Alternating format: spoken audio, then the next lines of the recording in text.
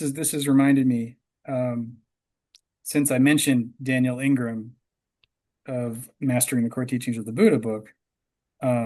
This will take me a moment to find, but he wrote a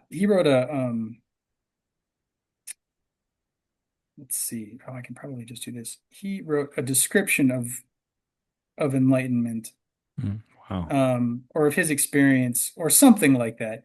Mm, Um, that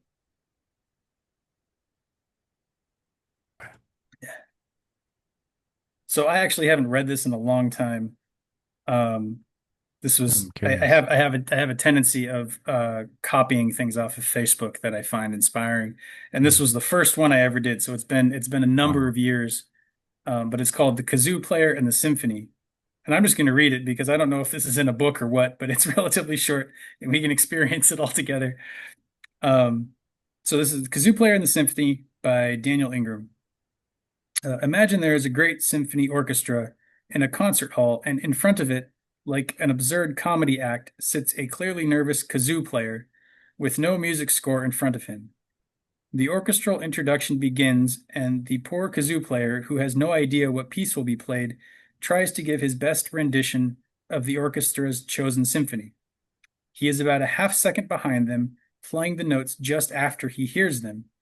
As he is a kazoo player, he can only play one note at a time, so his impression of the orchestra is a very crude one, hitting on selected highlights of the melody, making for a very small and very simple version of the rich and intricate multi-part score of the symphony that this orchestra is playing beautifully in all its glory.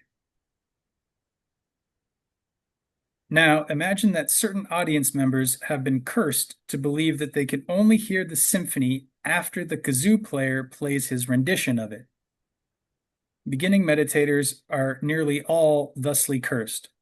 We observe like the kazoo player, and eventually we get good at noticing, to hang on to the notes of the kazoo player, delighting in his performance as crude, linear, and simple as it is.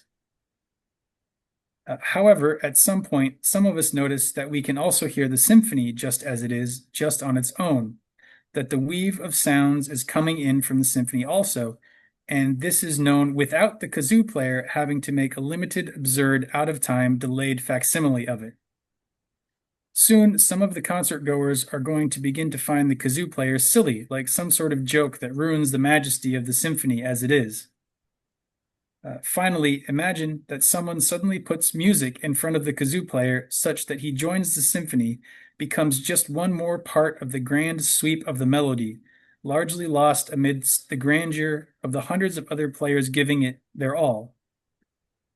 Our awakening is like that, in that we finally are just caught up in the performance without having to feel like we need some poor kazoo player to interpret and imitate the symphony for us, and definitely without having to feel like we have to be up on stage being the kazoo player ourselves. I can relate to the kazoo player. And we've talked Yeah. about Ian McGill-Christ and his like left brain, right brain, and I think left brain, the kazoo player and the left brain, and having to filter everything through the left brain and having everything have to be structured and conceptualized and understood before we can even Yeah. experience it. Right. It becomes silly after a certain point, and you don't have to let the left brain be the only thing that tells you what reality is. But to Yeah. do that, you have to find the symphony that's already playing. And I think that's enlightenment, or at least some level of awakening is Yeah. how much you're able to hear the symphony that's already playing instead of only listening to the kazoo player's off-timed, badly mimicked interpretation of it.